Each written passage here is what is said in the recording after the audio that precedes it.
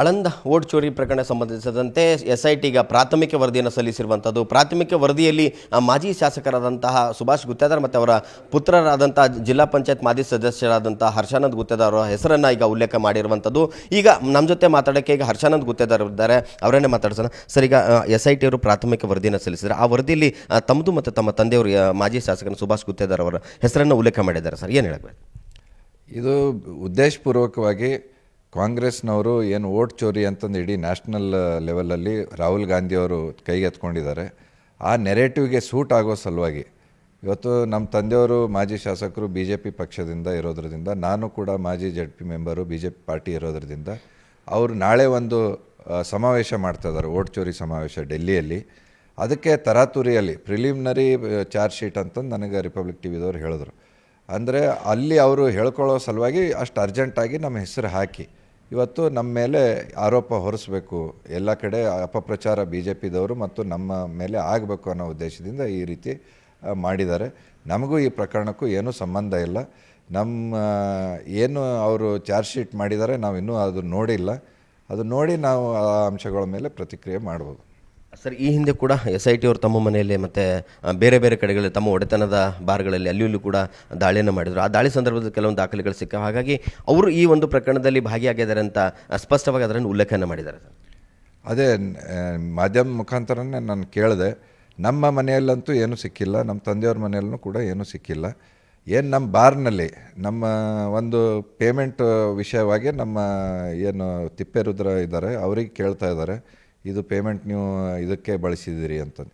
ಅದು ಒಂದು ನಾವು TV ಅಥವಾ ಏನು ಪ್ರೆಸ್ ಅಡ್ವರ್ಟೈಸ್ಮೆಂಟ್ ಕೊಡ್ತೀವಿ ನಾವು ಶುಭಾಶಯಗಳದ್ದು, ಅದು ಆ ಪೇಮೆಂಟ್ ಮಾಡಿರೋವಂಥದ್ದನ್ನು ತಿಪ್ಪೇರುದ್ರ ನಮ್ಮ ಅವ್ರು ಯಾರು ತೊಗೊಂಡು ಹೋಗ್ತಾರೋ ಅವ್ರ ಹೆಸರಲ್ಲಿ ಖರ್ಚು ಹಾಕಿರ್ತಾರೆ. ಅದು ನೀವು ಇದಕ್ಕೆ ಕೊಟ್ಟಿರಿ ಅಂತಂದು ಒಂದು ಫ್ಯಾಬ್ರಿಕೇಟ್ ಮಾಡಿ ಸೃಷ್ಟಿ ಮಾಡಿ ಅದನ್ನು ಬಳಸ್ಕೊಳತ್ತಾರ. ಹೊರತು ನಮ್ಮದು ಅವ್ರದ್ದು ಏನೂ ಸಂಬಂಧ ಇಲ್ಲ. ನಮ್ಮ ಹತ್ರ ಭಾಳಷ್ಟು ಜನ ದಿನನಿತ್ಯ ದೇಣಿಗೆ ಕೇಳಕ್ಕೆ ಬರ್ತಾರೆ, ಸಂಘ ಸಂಸ್ಥೆದವ್ರು ಬರ್ತಾರೆ, ದೇವಸ್ಥಾನದವ್ರು ಬರ್ತಾರೆ, ಮತ್ತು ಪ್ರೆಸ್ದವ್ರಿಗೂ ನಾವು ಶುಭಾಶಯಗಳು ಕೋರ್ತಿರ್ತೀವಿ. ಅದ್ರದ್ದು ಬಿಲ್ ಪೇಮೆಂಟ್ ಮಾಡೋದಿರ್ತದೆ. ಇಂಥವು ಅಲ್ಲಿ ಖರ್ಚುಗಳು ಬಿದ್ದಿರ್ತಾವೆ.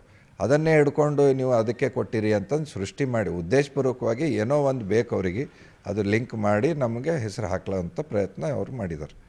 ಇಲ್ಲಿ SIT ಇದು ದಾಳಿ ಮಾಡಿದಂಥ ಸಂದರ್ಭದಲ್ಲಿ ತಮ್ಮ ಆಳಂದ ಮನೆಯಲ್ಲಿ ಅವು ಪೇಪರ್ಗಳನ್ನು ಸುಟ್ಟಿದ್ರು, ದಾಖಲೆಗಳನ್ನು ಸುಟ್ಟು ಅದು ಸುಡಬೇಕಾಗಿದ್ರೆ ಅಲ್ಲೇ ಇಡಬೇಕಾಗಿತ್ತು, ಅದನ್ನು ತೊಗೊಂಡು ನದಿಗೆ ಎಸೆದಿದ್ರು ಅಂತ. ಅಲ್ಲಿ ನಮ್ಮ ತಂದೆಯವರು ದೀಪಾವಳಿ ಹಬ್ಬ ಇರೋದ್ರಿಂದ ಮನೆ ಸ್ವಚ್ಛ ಮಾಡಿರಿ ಅಂತ ಕೆಲಸ ಮಾಡೋರಿಗೆ ಹೇಳಿ ಅವರು ಹೊರಗಡೆ ಹೋಗಿದ್ದಾರೆ. ಇವರು ಯಾವಾಗಲೂ ಹೆಂಗೆ ಮಾಡ್ತಾರೋ ಅಂಥದ್ದು ಇದು ಏನು ಸ್ವಚ್ಛ ಮಾಡಬೇಕು, ಅವರು ಹುಡುಗರು ಅಲ್ಲಿ ಸುಟ್ಟಿದ್ದಾರೆ.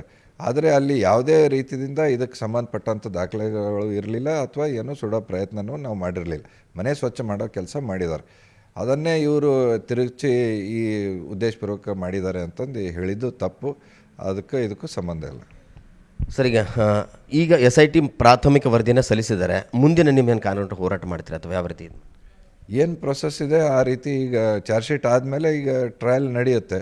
ಅದನ್ನು ಅವರು ಏನೇನು ಮಾಡಿದ್ದಾರೆ ಅಂತಂದು ನಾವು ನೋಡ್ತೀವಿ. ನೋಡಿ ಯಾವ ಬೇಸ್ ಮೇಲೆ ಎವಿಡೆನ್ಸ್ ಮೇಲೆ ಮಾಡಿದ್ದಾರೆ, ಯಾವುದು ಅದಕ್ಕೆ ನಮಗೆ ಸಂಬಂಧನೇ ಇಲ್ಲ. ಅದನ್ನು ನಾವು ಫೈಟ್ ಮಾಡ್ತೀವಿ ನ್ಯಾಯಾಲಯದಲ್ಲಿ. ನಮಗೆ ವಿಶ್ವಾಸ ಇದೆ ನಾವು ಇದರಲ್ಲಿ ನಿರ್ದೋಷವಾಗಿ ಹೊರಗೆ ಬರ್ತೀವಿ ಅಂತ. ಇದು ಏನಂದರೆ ಮಾಜಿ ಜಿಲ್ಲಾ ಪಂಚಾಯತ್ ಸದಸ್ಯರಾದಂತಹ ಹರ್ಷಾನಂದ್ ಗುತ್ತೇದಾರ್ ಅವರ ಮಾತು. ನಾವು ಯಾವುದೇ ರೀತಿಯ ತಪ್ಪನ್ನು ಮಾಡಿಲ್ಲ, ನಾವು ಇದರಿಂದ ಕಾನೂನು ಹೋರಾಟನ ಮಾಡ್ತೀವಿ, ಇದರಿಂದ ದೋಷಮುಕ್ತವಾಗಿ ಹೊರಗಡೆ ಬರ್ತೀವಿ ಅನ್ನೋ ಮಾತು ಕೂಡ ಹೇಳ್ತಾ ಇರುವಂಥದ್ದು. ಕ್ಯಾಮ್ರಾ ಪರ್ಸನ್ ಸಂಜೀವ್ ತಳವಾರ್ ಜೊತೆ ಅರುಣ್ ಕದಂ, ನ್ಯೂಸ್ 18 ಕಲಬುರಗಿ. ನಿರ್ಭೀತ, ನಿಷ್ಪಕ್ಷಪಾತ, ವಿಶ್ವಾಸಾರ್ಹ ಸುದ್ದಿಗಳಿಗೆ ಮತ್ತೊಂದು ಹೆಸರಾಗಿರುವಂತ ನ್ಯೂಸ್ 18 ಕನ್ನಡ ಈಗ ಆಪ್ನಲ್ಲೂ ಲಭ್ಯವಿದೆ. ದಯವಿಟ್ಟು ಇಲ್ಲಿರುವಂತ QR ಕೋಡ್ ಸ್ಕ್ಯಾನ್ ಮಾಡಿಕೊಂಡು ಆಪ್ ಡೌನ್ಲೋಡ್ ಮಾಡೋದಕ್ಕೆ ಮರಿಬೇಡಿ. ನಿಮ್ಮ ಬೆಂಬಲ ಹೀಗೆ ಸದಾ ನಮ್ಮೊಂದಿಗಿರಲಿ. ಧನ್ಯವಾದ.